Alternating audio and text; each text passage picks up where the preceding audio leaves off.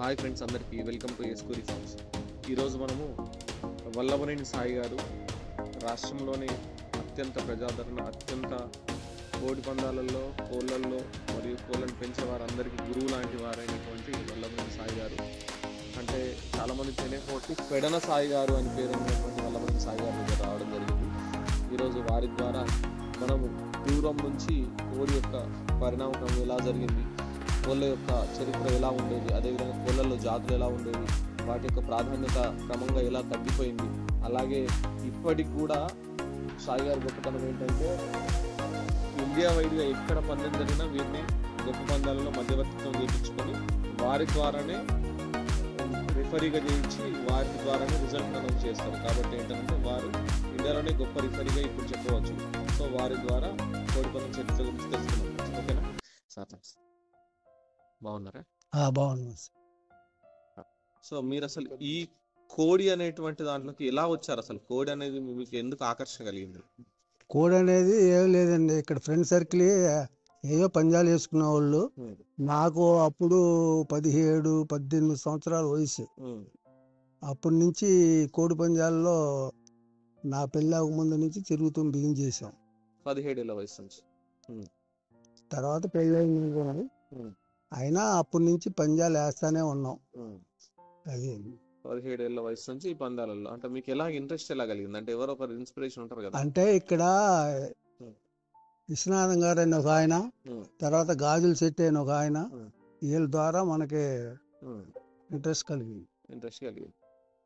అంటే తొలినాళ్ళల్లో ఎలాగా ఇందులోకి దాంట్లో మేనమా ఒక ఆయన ఉన్నాడు, ఆయన కాడ కోడి పందెం సర్దా ఉంది.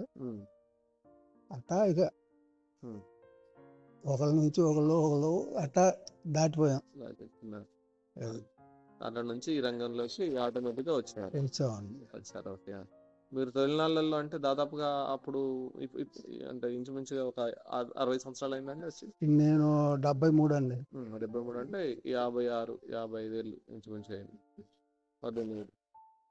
అంటే 55 ఏళ్ళ క్రితము అసలు ఈ మీకు తెలిసి మీరు వినుంటారు ఎన్నో కథలు, మేము చాలా కథలు వింటాము. పలాని సాయి గారి కోడి ఇలా పోట్లాడింది, వారి దగ్గర ఈ జాతి ఉంది, వీరి దగ్గర ఆ జాతి ఉందని మేము ఎన్నో విన్నాం. మీరు కూడా చాలా వినుంటారు మీ పూర్వం విషయాలు. మీరు పూర్వం అసలు ఈ కోడి పందాల చరిత్రని ఏ విధంగా విన్నారు? అసలు ఎలా ఉండేది పూర్వం చరిత్ర? పూర్వం చరిత్ర అంటే ఇదే, ఇప్పుడు పోట్లాడిచ్చేదంటే అప్పుడు కూడా వేసుకునేవాళ్ళు.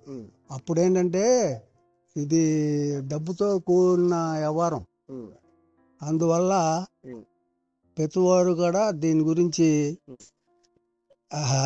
ఈ రాజులు, తర్వాత ఎలమారు, కమ్మారు, వీళ్ళు ముందు వేసుకుని దాని వెనకాల అన్ని కులాలు కూడా దాన్ని సమర్థించి దాంతో పాటు వాళ్ళు ఉండా లేకపోయినా వాళ్ళకి ఆస్తులు లేకపోయినా కోడి పందెం సర్దా అనే కాడికి వస్తే కోడి పందెం వేశారు. వాళ్ళు పై లెవెల్లో వాళ్ళు కాకుండా కింద లెవెల్లో కూడా బాగా వేశారు. ఈ కులం ఆ కులం అనేది లేదు. ఆస్తులు లేకపోయినా కోడి పందెం సర్దాలనే ఉన్నారు. మనం ఏంటంటే ఇలా దిగాం, ఇట్లాగే వాళ్ళు పెడన్లు వేసాం, తర్వాత ఇంకొక బెదవాళ్ళు వేసాం, తర్వాత రాజమండ్రిలో వేసాం, అట్లా ఇక్కడికక్కడ వేసుకుంటా వెళ్ళాం. అందరూ పరిచయం అయ్యారు. ఆ పరిచయంలో కోడి పందెం సర్దా పెరిగిపోయింది. అప్పటి నుంచి ఈ సర్దాలోనే ఉన్నాం, ఈ సర్దాలోనే తిరుగుతున్నాం. ఇప్పుడు ఇక్కడ ఈ వయసు ఇక్కడ ఎవరు అడిగినా మీరు ఇస్తారా అంటారు, చిన్న పెద్ద ఏమి లేకుండా. అది ఎవరు అడిగినా చేస్తారు. అంటే సర్దా వీళ్ళు వాళ్ళు అనేది లేదు, ఎవరితో అయినా వేయాలనే సర్దా.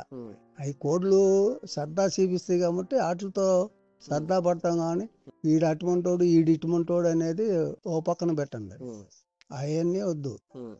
మన కోడి పందెం ఒకటే సర్దా. ఆ సర్దా గురించి మనం అందరితో సర్దాగా వేస్తున్నాం. అది ఇంకా అసలైన విషయం ఏంటంటే ఎక్కడ పందెం జరిగినా మీరు పందెంలో ఉన్నారంటే మీరే రెఫరీగా ఉంటారు. అవునండి, చిన్నప్పటి నుంచి అదే. నేను దిగిన కాంచి అదే, నా కోడి పందెం తెలవక ముందు దిగిన కాంచి అదే. దాన్ని నేనే ఇలా వేస్తే ఇలా చేస్తే ధర్మంగా ఉంటది, ఇలా చేస్తే ధర్మంగా ఉంటదని మేము వ్యవహారం చేసాం. అలా చేసుకున్నాం. ఆ తర్వాత కేసీరావు గారు కానీ ఉమ్, నాగమల్లేశ్వర గారు కానీ ఉమ్, వీళ్ళు ఉమ్, మేమందరం ఉమ్, సుబ్బయ్య గారు అని ఒక ఆయన ఉండేవాడు. ఉమ్, మేమందరం ఉమ్, అట్లా కాదు, ఇట్లా చేసుకుంటే అందరికీ ధర్మంగా ఉంటుంది, ఉమ్, ఈ రకంగా పెట్టుకుంటే చర్చలు బాగుంటుందని ఉమ్, ఒక నిర్ణయానికి వచ్చి ఉమ్. ఆ రకంగా చర్చలతోనే ఇప్పుడు వరకు పోట్లాడిస్తుంది. అంటే ఇప్పుడున్న రూల్స్ అన్ని దాదాపుగా మీ తరంలో మీరు పెట్టినాయి ఈ రూల్స్ అన్ని. అవునండి. ఉమ్. అంటే మీతో పాటు ఇంకెవరు ఉండేవారు అప్పుడు సమకాలీకులు మంచి పందెగాళ్ళు నా వెనకాల లేకపోతే మీకన్నా ముందు మీతో పాటుగా? నాకు ఎక్స్పర్ట్ వల్ల అలాగే మీ ఎక్స్పర్ట్ కావచ్చు, మీతో పాటుగా వేసే వాళ్ళు ఉండేవారుగా అప్పుడు? నాకు ఎక్స్పర్ట్గా నాతో పాటు ఉండేవాళ్ళు చాలా మంది ఉన్నారు. ఉమ్. ఇప్పుడు యజ్ఞం గారు అనేవాళ్ళు నా మీద వేసారు ఆయన. యజ్ఞం గారు. ఆ, ఉమ్, ఆ యజ్ఞం గారు మళ్ళీ ఏమైందంటే మేము మంచితనంగా మనకు పంజాలు వద్దు, ఉమ్, మనం కలిసిపోదాం, ఉమ్, మనం కలిసిపోతే ఉమ్, బాగుంటుంది, ఉమ్, ఇంకొకరి మీద వేయచ్చు అని అన్నారు. ఉమ్, అట్లాగే పెద్దరికంగా కలిసిపోయింది. ఉమ్, కలిసిపోయి ఇంకొకరి మీద వేసాం. అట్లాగే కేసీఆర్ మీద, వాళ్ళ మీద, వీళ్ళ మీద, ఉమ్, అట్లాగే ఉమ్, బోస్ గారని రేంజర్ బోస్ గారని ఉమ్, బోస్ గారి మీద ఉమ్, ఇట్లా చేసుకుంటా వచ్చాం. ఉమ్. అది. ఓకే. అంటే మీరు ఇన్స్పైర్ అయినటువంటి వ్యక్తులు ఉండేదా ఇంకా మీకన్నా ముందు తరం వాళ్ళు? అబ్బాయి ఎంత గొప్ప పందెగాడు రా, ఇట్లా ఉండాలని? ఉన్నారు వీళ్ళందరూ నాకంట కొంతమంది కేసీఆర్ గారు వీళ్ళు ఉమ్, నాకంట ముందు వేసిన వాళ్ళు అవుతా వచ్చు. ఉమ్, ఈ నాగమల్లేశ్వర అని సత్యనారాయణ వాళ్ళ అన్నయ్య గారు ఇంకొక ఆయన ఉన్నారు. ఉమ్, వీళ్ళు రాయుడు గారి అబ్బాయిలని మంచి పేరు వాళ్ళకి ఉమ్, కోడిపంజంలో కూడా. ఉమ్, వాళ్ళు నాకంట ముందు వేసిన వాళ్ళు వాళ్ళు. ఉమ్. అదే. పుల్లెటూరులో బాగా మంది ఉండేవారు అంటారు. అదే పుల్లెట్ గురోళ్ళు వాళ్ళే వీళ్ళు. ఆ, నేను చెప్పేది అబ్బాయిలు. నాగమల్లేశ్వర గారు, ఉమ్, సత్యనారాయణ గారు, ఉమ్, వీళ్ళు డాక్టర్ గారు. ఓకే. ఇంకా ఇటు మన నెల్లూరు వైపు? నెల్లూరు వైపు అప్పుడు మేము ఫస్ట్లో దిగినప్పుడు జానీ గారు, రాజా గారు వీళ్ళందరూ ఉన్నారండి. ఉమ్, ఆ తర్వాత ఇప్పుడు బోలు మంది మారిపోయారు. ఉమ్, నాగేశ్వర అని ఉమ్, ఉమ్, వీళ్ళందరూ చాలా మంది ఉన్నారు. ఉమ్, అయితే అప్పట్లో చాలా మంది ఉన్నా మేము నెల్లూరు సైడ్లో పంజాలు వేస్తాం తక్కువ, ఉమ్, నెల్లూరు సైడ్లోంచి కోళ్ళు కొనుక్కుంటాం ఎక్కువ. ఉమ్. అంతే, నెల్లూరు వైపు వేసేవాళ్ళు ఎక్కువ కాదు. వాళ్ళు ఏంటంటే 100 పెద్దగా పంజాలు వేసేవాళ్ళు కాదు. అవి వాళ్ళ కోళ్ళు ఎక్కువ. వాళ్ళు ఏంటంటే 200 పంజం వేస్తే పెద్ద గొప్ప. వాళ్ళు అంతకు మించి వేయరు. వాళ్ళకి ఎంతసేపు సర్దా, డబ్బు సర్దా కాదు, పంజం సర్దా. ఇప్పుడు డబ్బు సర్దా అయిందిలేండి. అప్పుడున్న పెద్దలందరూ కూడా డబ్బు సర్దా కాదు, పంజం సర్దా. ఆ డబ్బు కాడ ఎందుకు పెట్టుకునేదంటే కొద్దిగా ఇది ఉండాలి కదా అనే దాని గురించి ఆ 200 పెట్టుకుని పంజాలు వేసుకునేవాళ్ళు. వాళ్ళు కోళ్ళు సరదాగా మంచి జాతులు తీసుకొచ్చారు, జాతులుగా వేశారు, పంజాలు వేశారు. వాళ్ళు కూడా అసలు ఎక్కువగా మెయిన్గా కేసీఆర్ గారు చాలా గొప్పగా వేశాడు. చాలా సంవత్సరాలు వేసుకున్నాం. ఆయన వెనకాల బోస్ గారు వీళ్ళందరూ ఉండి, సుబ్బయ్య గారు అని వీళ్ళందరూ కూడా వేశారు. సుబ్బయ్య గారు వాళ్ళందరూ బ్యాచ్. మేము యజ్ఞం గారు, సంటి గారని, తర్వాత ఎర్నైన్ సంటి గారు, వీళ్ళందరూ కూడా మేమందరం కలిసి వేసాం. వాళ్ళందరూ గ్రూప్ ఉన్నది. ఆ గ్రూపు వాళ్ళు వేసేవాళ్ళు, మా గ్రూపు మేమందరం కలిసి ఓ 10 పంజాలు వేసుకుంటే 10 మంది 10 కోళ్ళు కలుపుకుని వేసుకునేవాళ్ళు. అవన్నీ ఒకసారి పెట్టుకునేవాళ్ళు. అప్పుడు అందుట్లో పోలీసు రిస్క్ కూడా పెద్దగా ఉండేది కాదు. అప్పుడు 10 పంజాలు వేసుకున్నా ఎవరు వచ్చేవాళ్ళు కాదు. డింకీ పంజాలు వేసుకుంటున్నారులే, దాంతో ఏముంది అనే దాంట్లో అనుకునేవాడు. ఇప్పుడు కోడి పంజం వేయాలంటేనే కొద్దిగా భయంగా ఉంది. అంటే అప్పట్లో అసలు పోలీస్ రిస్క్ ఉండేది కాదు, పెద్దగా దాని గురించి పట్టించుకునే వాళ్ళు కాదండి. కత్తి పంజాలు కూడా ఇప్పుడు లక్షల మీద, అప్పుడు కూడా కత్తి పంజాలు వేసుకున్నా ఏదో కొద్దిగా వేసుకునే వాళ్ళు కొద్దిగా వ్యవహారం చేసావు. ఇప్పుడు అప్పటికి ఇప్పటికి సంబంధం లేదు. కత్తి పంజాలు అనే కాడికి, మా డింకీ పంజాలు అనే కాడికి వస్తేనే తగ్గిపోయినాయి. కానీ ఎందుకునంటే తగ్గిపోయినాయి. తయారు చేసేవాడు కావాలి, కోళ్ళు కొనుక్కోవాలి. ఈ తయారు చేసేవాడు సరిగ్గా ఉంటాడో ఉండడో చెప్పలేము. అందరూ దీని గురించి చట్టాలు ఉండి కాడ ఆగిపోయిన వాళ్ళు బోల్డ్ మంది ఉన్నారు. ఎందుకంటే దాని మెయింటైన్ ఖర్చులు కానీ చాలా ఎక్కువ అయిపోతున్నాయి. అందుకని ఎందుకులే ఏమైనా పంజాలు జరిగితే వెళ్ళి సర్దాలు చూద్దాం అనే కాడికి వచ్చేసారు ఇప్పుడు జనం. ఇద్దాం అంతే గానీ ఎందుకంటే మరి అంత రిస్క్ రిస్క్ అంటే ఏముందండి, ఇప్పుడు కోడిపుంజు ఉందనుకోండి, ఆ తయారుగాడు రావాలి. ఆ తయారుగాడు వస్తే గానీ ఇప్పుడు ఈయన చేయలేడు. సపోజ్ కోడిపుంజు ఉందంటే ఆయన కోడిగల ఆయన చేయలేడు. ఆ కోడి 1 నెల రోజులు తయారు పెట్టుకున్నారు. ఆ నెల రోజులకి ఆయన లేడు. ఎవరో ఒకరితో చేయించాలంటే ఆయన భరాంచాలి. ఆయన భరాంచాలంటే ఎంత అవుతుందండి, ఎంతవరకు భరాంచగలుగుతారు? అందుకనే చాలా మంది దీని మీద ఇంట్రెస్ట్ తగ్గిపోయింది. మంచి ఖర్చు, తిండి ఖర్చు, కోడి ఖర్చు, తయారీ ఖర్చు, అన్ని ఖర్చులు పడతాయి. ఆ తర్వాత పందెం గెలిచినా వాడినా 10 రూపాయలు 100 రూపాయలు పందెం వేశారనుకోండి, 100 రూపాయల్లో 10 మంది 10 పదులు ఉంటారు అంతే. ఈ ఖర్చులు వాళ్ళకేం సంబంధం ఉండదు. గెలిస్తే వాళ్ళు తీసుకుంటారు, వాడితే 10 మంది తీయకపోతారు. కేబుల్ కూడా ఇవ్వాలి. కేబుల్ వాళ్ళు తయారు చేసిన వాటికి ఇస్తారు. అది ఓన్లీ పందెంకు తయారు చేసిన వాళ్ళకి మాత్రమే కేబుల్ ఇస్తారు. కోళ్ళ దగ్గర ఉండే వ్యక్తి కాకుండా కోళ్ళు గల వాళ్ళకి ఏమి రాదండి.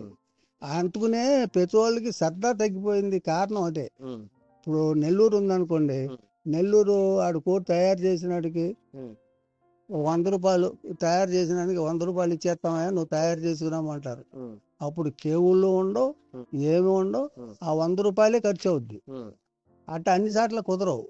ఈ 4 జిల్లాలో కుదరవు. గుంటూరు జిల్లా కానీ, కృష్ణా జిల్లా కానీ, గోదావరి జిల్లా కానీ, ఉభయ గోదావరి జిల్లాలు కానీ, విశాఖ, ఈ జిల్లాల్లో ఇవన్నీ కేవులతోనే పని.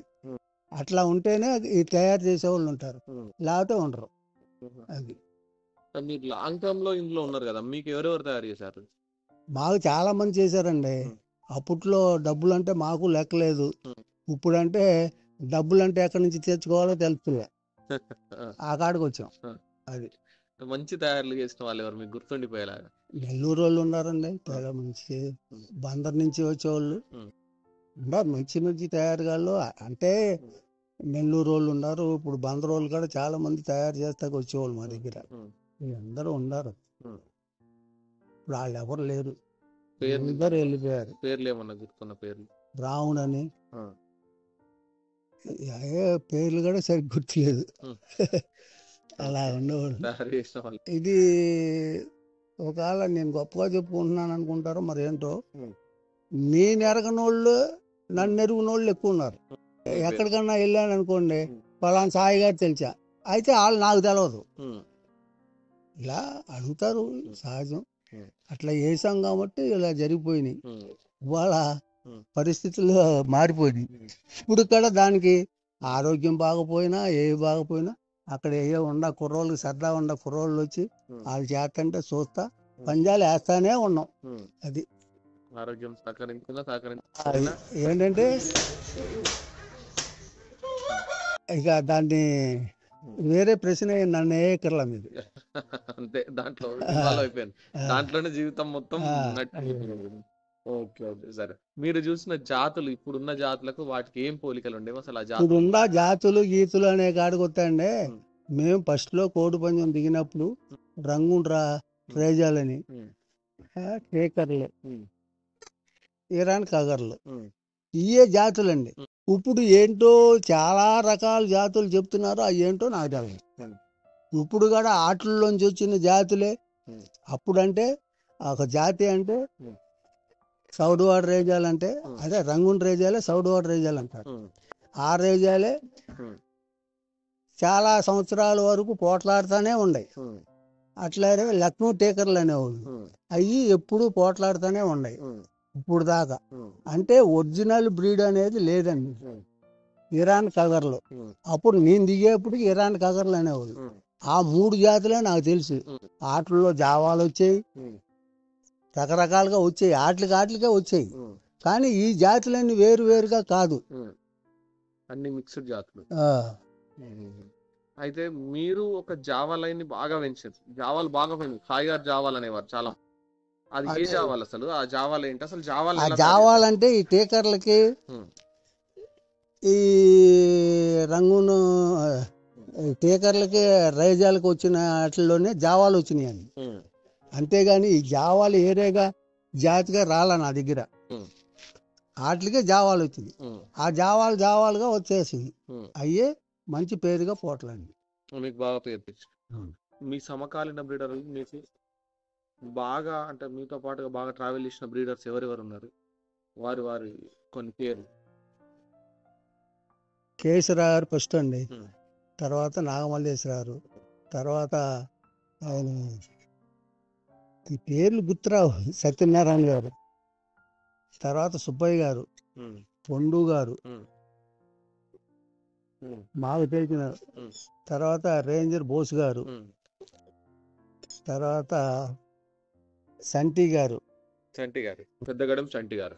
ఉమ్, సంటి గారు, ఉమ్, తర్వాత ఆ, ఇది చక్రవర్తి గారు, చక్రవర్తి గారు వైజాగ్. వైజాగ్. ఉమ్, అక్కడ వైజాగ్లో చాలా మంది ఉన్నారు కానండి, ఉమ్, అందరి పేర్లు నాకు గుర్తులేవు.